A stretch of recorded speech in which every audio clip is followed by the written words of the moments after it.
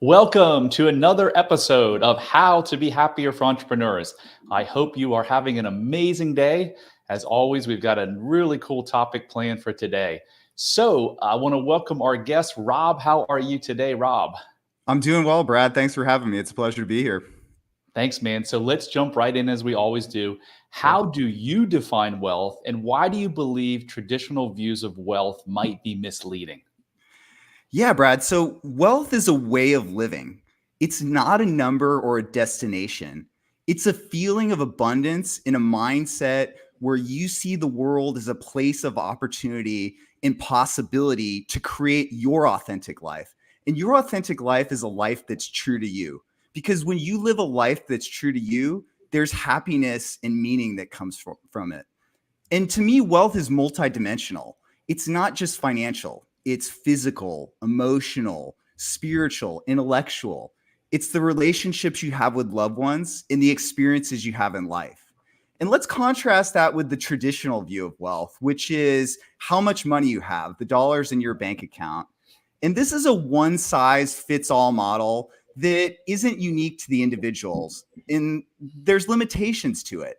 And I think it's best to use an example. Let's use two hypothetical people, Joe and John. So Joe has $10 million. He works 90 to 100 hours a week. He's always stressed out. He doesn't have any time for hobbies, doesn't have good relationships with family or friends, no connection with the community. He's so busy that he can't live a healthy lifestyle, can't exercise, doesn't eat well. Is he wealthy? And then John, on the other hand, has, 60 to $70,000 salary, right? And, he has ability to live within his means, loves to be in nature, loves to do things outdoors, has a real connection with the community, great relationships, lives a healthy lifestyle. Is he not wealthy? And so when it comes to wealth, it's not about how much you have, it's how you feel about what you have. And if you feel abundant, you're wealthy. Man, do I love that. Wow, so much to unpack here. So I'm going to ask you, were you always that way? Is that how you define wealth your whole life? Not at all. So, my journey is like most people's journey, has not been a linear one. When I grew up, I was fortunate to grow up in a financially secure household. But there was always a feeling of lack there. There was a feeling of fear that we could lose it all or it might not be there tomorrow. And so that creates a subconscious program that there's a never enough. And so that's how I felt growing up. There's never enough. I need more, more, more. And so I indexed on, money as the thing that was going to make me happy. If I got to a certain point or a certain dollar amount, it would change my life. And so what happened is I went through my career, I started to achieve things. I started to bring all these dreams to life. And, I became chief investment officer of our registered investment advisor. And I started making a lot of money. And I didn't feel any different. I felt the same as I felt before.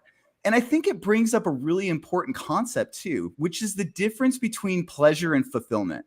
So pleasure is momentary. You get money, you buy a new car. It feels really good for a couple months. You love that car. And then 2 months later, it's old news. You don't even think about it anymore. Fulfillment's something more. Fulfillment is connection. It's connection with loved ones. It's connection with your experiences, connection with your passions, your job, your hobbies. And when you have that, that can last you years or decades. Whereas the pleasure can, fade, and it's something that you always have to constantly recreate. And so through my own personal journey, there was a hard moment in my life, probably around 35, I'm 40 now, where I had to look in the mirror and I didn't really like what I saw. I wasn't really taking good care of myself. I was out of shape. My relationships were suffering and I wasn't happy.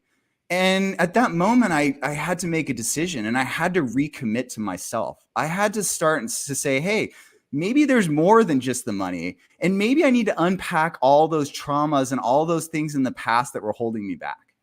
Wow. I mean, you've just like described me. I mean, everything you said, lack of at 10 years old, my mom said we might, because my dad wasn't paying and she couldn't keep up. She could barely keep up with the mortgage. She's like, we might lose the house. And that had a major impact on me. And, till this day, she's still like, don't spend your money. Don't spend your money. Like she doesn't say you're going to run out, but she's like, the economy's terrible. It doesn't matter where it is. It's always like, just save your money. So yeah, I grew up with that same mentality. And then look, social media and the news really reinforce it, because when you hear anyone that is successful, right, or wealthy on the news or shows, it's always about money, right? Yes, always. And it brings up a great story. So I want to tell the listeners a story. So Jack Bogle, the founder of Vanguard, who passed away, I believe, last year, brilliant guy, right? I mean, created a very successful investment company. And he gave a Georgetown commencement speech. And that speech was titled Enough. And what he talked about in that speech was a party that a hedge fund manager gave. It was a very lavish party. And at the party were two famous authors, Joseph Heller and Kurt Vonnegut. And they were talking amongst each other. And Kurt Vonnegut turns to Joseph Heller and says, that this hedge fund manager made more in one day than you made through your entire career. And Heller responds back and goes, you know what? I have something he'll never have. Enough. And I think that that's such an important concept when it comes to wealth. It's not that you can't want more. It's just you have to get to a point where what's enough for you. And that's unique to the individual. And that's where I feel like our society gets it wrong. For somebody, it might be something very modest. Maybe they, like we talked about in our example, they love to live in nature and it doesn't take much. And somebody else might more. And that's totally fine as well. Yeah, I mean, look, there's billionaires right now around this planet that are like, not buying something because it's too expensive. And when I say not too expensive, I'm talking about like a dinner or something. There's someone out there that it's not enough. That's what you said is just so right on, because this is all subconscious stuff that was created in childhood as a way to help us survive, because that's what our subconscious mind is supposed to do. And when it's not enough, it's never enough. Look at all of the people who have passed away through drugs and alcohol. Matt Perry, I don't know what he was worth, but $50 million. Whitney Houston. I mean, I could go on, Kurt Cobain, on and on and on. And right. So it is so fascinating. So what do you do now, Rob? How do you help people, and exactly what do you do? Yeah. So, I transitioned from my career as an investment advisor because what I found from my standpoint, it wasn't for me picking the right stock for somebody and helping them necessarily, just create more financial wealth. It was helping them change the way they look at the world. And the great Wayne Dyer quote, I love philosophy, says, when you change the way you look at things, the things you look at change. Yeah. And so I hit a point in my life where I wanted to impact people on a deeper level. It wasn't just the money. It was the way they looked at the world and the way they lived their life. So what I do now is I call it financial life coaching. So, I walk people through the fundamentals of money, which are important, because I feel like, unfortunately, our education system is a little devoid in doing that. It could be better. And so we talk about things such as building a spending plan, how to pay off your debt, credit, the investing basics. But, even before that, the foundational topics are emotional awareness, understanding how your emotions feel. So many of us, we don't check in with ourselves. It's good to know, what does it feel to you to be happy, to be angry, to be sad? Because when you become conscious of that, you can start to catch yourself. And you can start to create space between you when you're having that emotion and then when you have an impulse and you want to react. And just that moment could make such a big difference in financial decisions, because so many financial decisions go wrong based on fear or impulse. Yeah, those are the things. And so that foundational mindset element is so key. And then, kind of like what you do, Brad, we explore relationship with money. So challenge, uncover the beliefs, number one. And then start to challenge those beliefs, because most of our beliefs around money are partial truths. For example, money is bad. That's a common one, you hear a lot. And, money is bad in certain circumstances, but it's also great in others. And so we're not seeing it through that other lens, right? We're not seeing it through the fact that it can do amazing things in the world. And so people have to start to become aware of that and start to reframe the way they look at things. And finally, after going through that process, it's weaving and integrating, the client's finances into their authentic life. And so as I talked about wealth being multidimensional, I want clients to think about, what do I want out of my relationships? What do I want out of my career? How does spirituality fit in my life? How can I live a more healthy lifestyle? because, we're infinite beings and we want to expand. And if you're only expanding financially, you're selling yourself short. You're never going to get the full experience. I love it, man. I'm going to come back to that, but a couple of things you said. Yeah, my mom used to refer to people as they are filthy rich. And like 10 years ago, I said, Mom, why did you say that? She was like, I don't know why I said that. And it's probably because it was programmed into her brain. But talk about how money drives us. Oh my gosh. I could probably come up with 100 examples, but I want to just highlight a couple. I made between 2005 and 2017, I made 5 business mistakes that cost me and my partner $9 million. They were all around my lack of self-worth, thinking that if I could make this money, I would be valued. And then a year ago, I went to buy my son and his girlfriend Uber Eats. I was going to already Uber Eats for me and my daughter, and he just happened to be here with his girlfriend. I asked him what they wanted, and when I asked him, I had anxiety. Believe me, I've got plenty of money to order lots of Uber Eats. But why was that? So I went and I explored. I actually hired a therapist myself because I was like, I don't want to feel anxiety around this. And she's like, Brad, based on your childhood, how could you not have anxiety around money? It was that anxiety was protecting me from don't go spend all your money, because if you spend your money, you're going to end up homeless like you almost did, or in a public housing and shot, because that's what happened there when you were 10 years old. So we're saying the same exact thing, just a different way. It's incredible how many people money either brings them torment, or I guess I'll just leave it at that. Money brings a lot of people torment. I know it does a lot of good for a lot of people, but once you use the word awareness, emotional awareness, oh my Lord. So what you're doing is absolutely phenomenal. Are there a lot of people in the space, like a lot of people who are helping? I feel like it's starting to kind of rise up. Ramit Sethi, I feel like it does something very similar, and I look up to him. I think he's done a great job of getting people to be more conscious about money.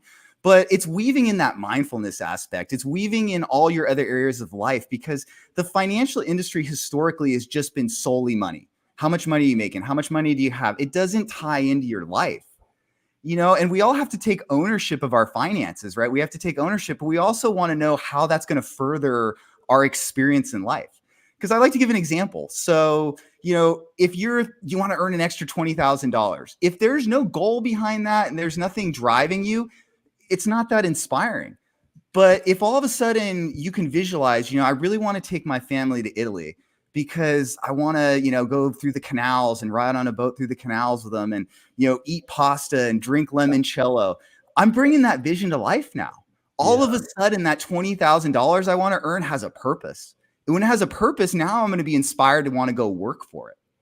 I mean, that's a great idea for people who are listening. And there's a lot of entrepreneurs that have employees and team members. You should be doing the same thing with your team members.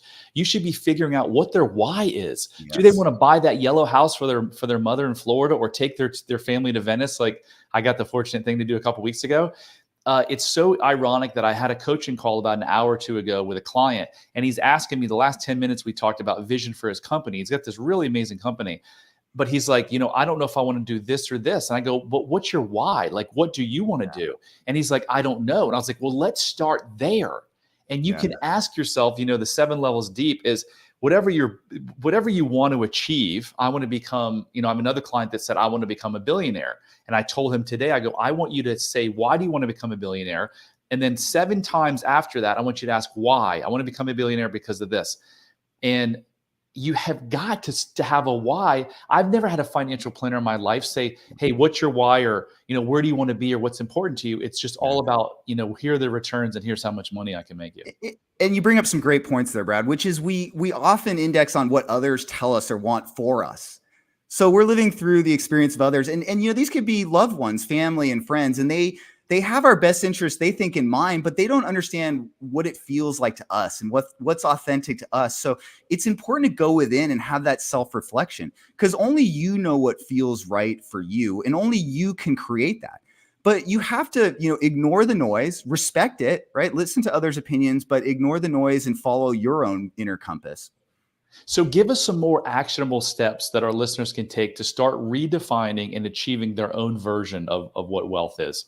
Yeah. So, I think the key is living authentically. And living authentically is living a life that's true to you, where you pursue your unique passions and goals.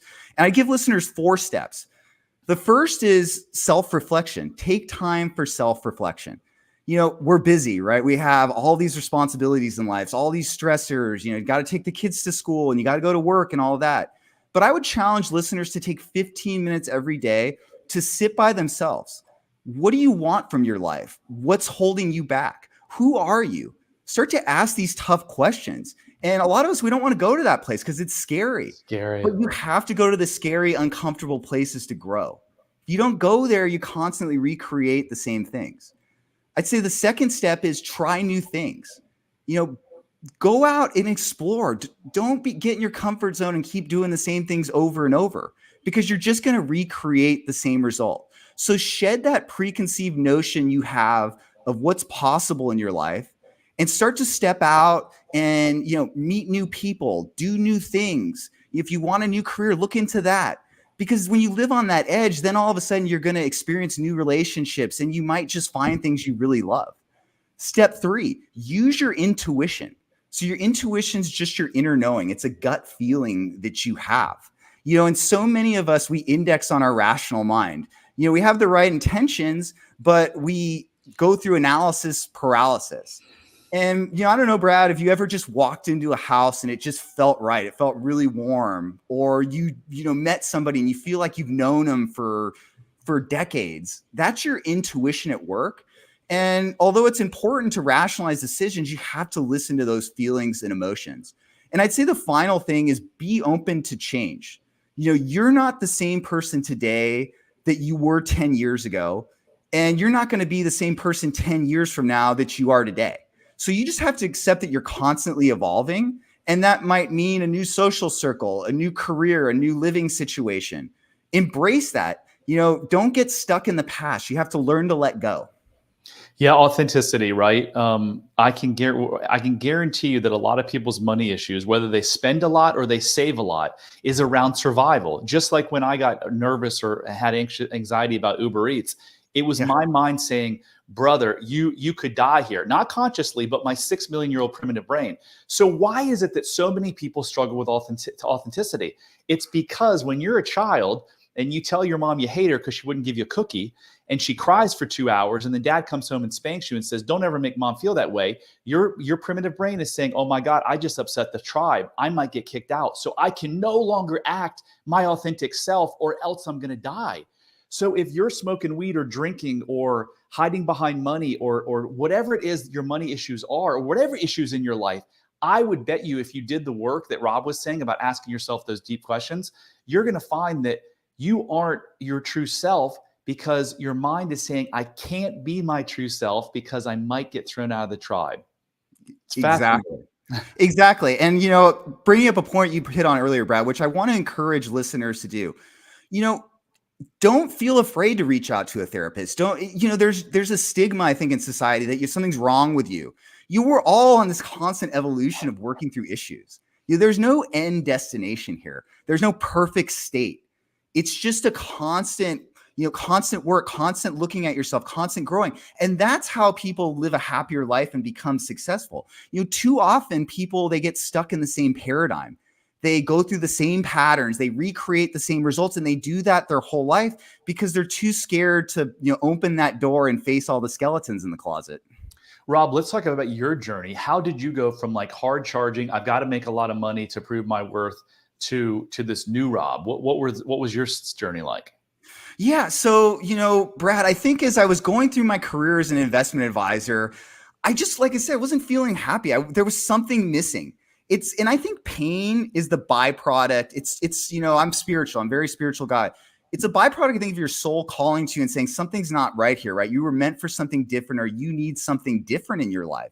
And I ignored it because my upbringing was, Rob, you got a great job. You're making a lot of money. You're successful by society standards. Yeah. Why should I change this? It'd be stupid to change this. I'm going to give up making a lot of money to go off into the unknown.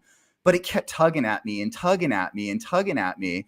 And, I just wasn't happy. I wasn't happy with how I was taking care of myself, what was going on in my life. And so, it's just that moment, I feel like we don't have to let it get to that point of so much pain, but often we do, where it just gets too painful and you go, you know what? I need to change. And there's a part of me that realized I'll be okay. It was exploring that fear, because so many of us have fears that hold us back. And, we've never taken that fear to the root. We've never actually explored, well, what does that mean to go there? And for me, it was always, well, I might be, destitute on the streets and never have enough food and blah, blah, blah, blah. But, you look at your situation, and fortunately in my situation and a lot of us in the developed world, that was never the case. I had people that loved me, that would support me. I was always, I always tell clients this is, because a lot of people, even that make a lot of money, they have this lack program. And the program is, oh my gosh, I'm going to lose it all. But they forget how'd you gain that all? It was your mind. It was your dedication. It was your skills. You can have everything taken from you, and that can't be taken from you. So if you have your mind and your will, you can get off the ground and you can recreate it. And there's examples of people that have done that. And so for me, I just got to this point where I said, you know what? I need to expand my awareness off of Rob, right? This isn't making me happy. I need to go out and start to preach my story and start to get out and help people feel, free from the prison that they've created for themselves. Because I was living in it, and I think any great authentic story is the raw truth. It's telling listeners what you went through and who you are. Because so many of us, we like to, get on the pedestal, and we get to a certain point and we forget that there was a journey there. And I always tell people, any great athlete or any, great actor or actress that you really admire, at one point they were no one. They went through that same journey of having to figure things out and having to work really hard. And you just don't see that process. You only see the end result.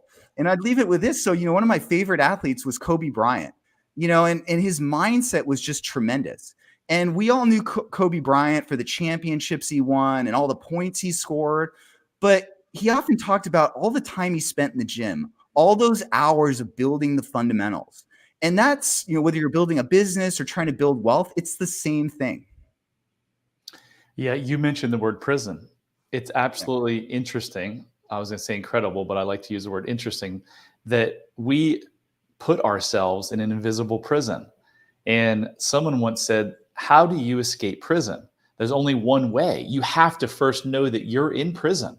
And so your soul woke up to, I'm in prison, and I was in prison. And so many of my loved ones and people in my network and strangers around the world are in this prison. And why are they in this prison? It goes back to everything we're saying, because they can't be their authentic selves, because their subconscious mind is telling them that if they are, they're going to get kicked out of the tribe and they're going to die. Exactly. And my goal is for people to not to have to go through the pain that I went through, right? To not have to, younger generation, not have to recreate that experience, not have to have, 5 years where you're just lost and you're just hurting every day and it's hard to get out of bed. I don't want that, right? I want somebody to listen to this and then say, you know what?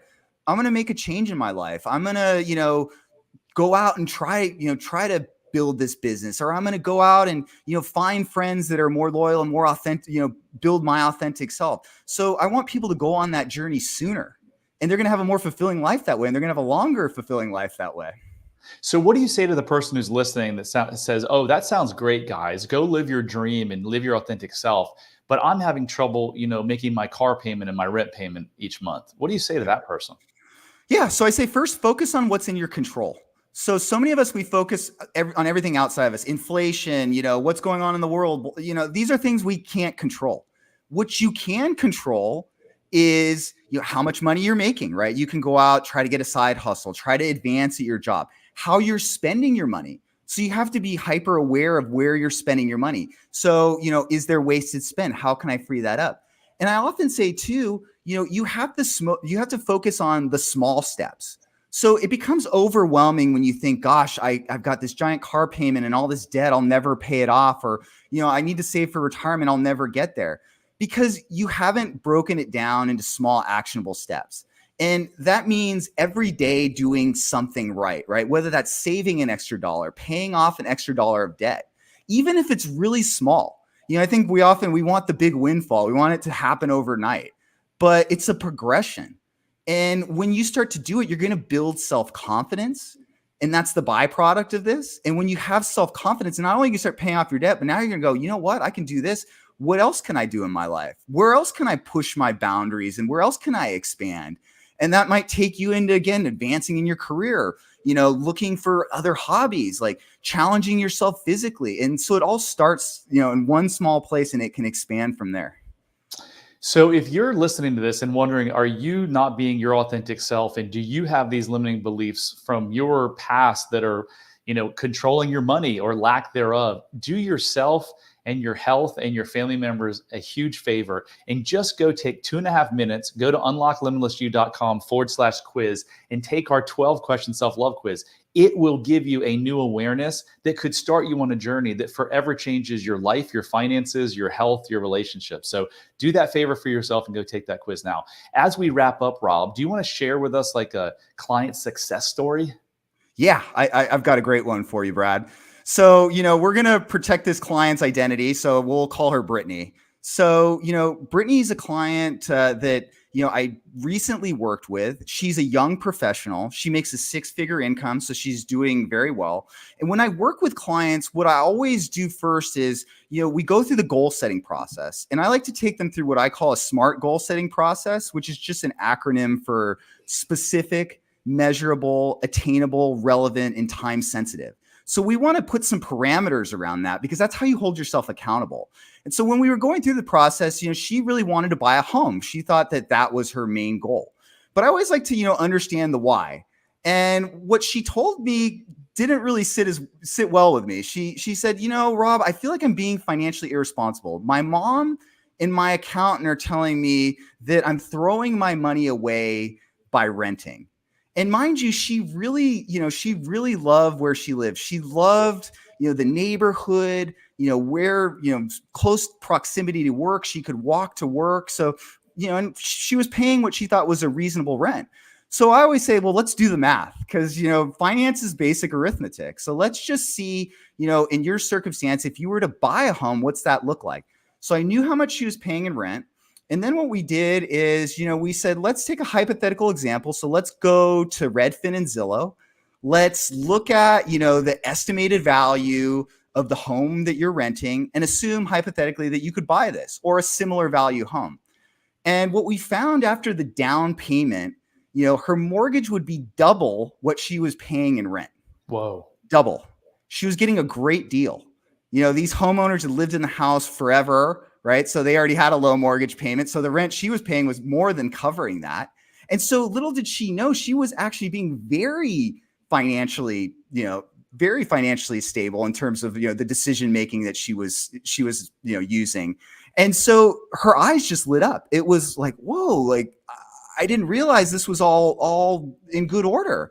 And, I was looking in the background at nothing aligned with what she had said at the start, that she was being financially irresponsible. This is a young woman who was saving for retirement, had a 6-figure retirement account already, was doing all the right things. But so often, like we've talked about, it's the outside noise that gets in and it starts to veer you off course. And so, she realized that renting was the right decision for her. And it transcended that financial decision to rent. This, I think, goes deeper into life. So now when she needs to make a decision and be more authentic, she'll remember, hey, maybe I'm hearing this from family or friends, but how do I feel? Yeah. So it's not just the money, it's where it goes and where it takes you in life. And so that was just, I think, a really rewarding experience. That's awesome. Nice work. I love the work you do. If people are interested in reaching out to you, how do they best reach you? Yeah, so they can reach me directly through my website, authenticwealth.com. And I'd also encourage listeners to sign up for my free monthly newsletter. It's called The Truly Wealthy Life. And it's not only going to give you financial tips, but it's going to give you tips on how to live a wealthier life. And follow me on social media at Authentic Wealth. Awesome stuff. Thanks, Rob. Thanks for having me, Brad. So that concludes another episode of How to Be Happy for Entrepreneurs. Remember, I'm on a mission to help 1 million people break down and get rid of these limiting beliefs that are causing them to not live the life that they so truly deserve. So I need your help. So if you like this podcast, can you please rate it, review it, share it, whatever you can do to get the word out. And until next time, love heals all.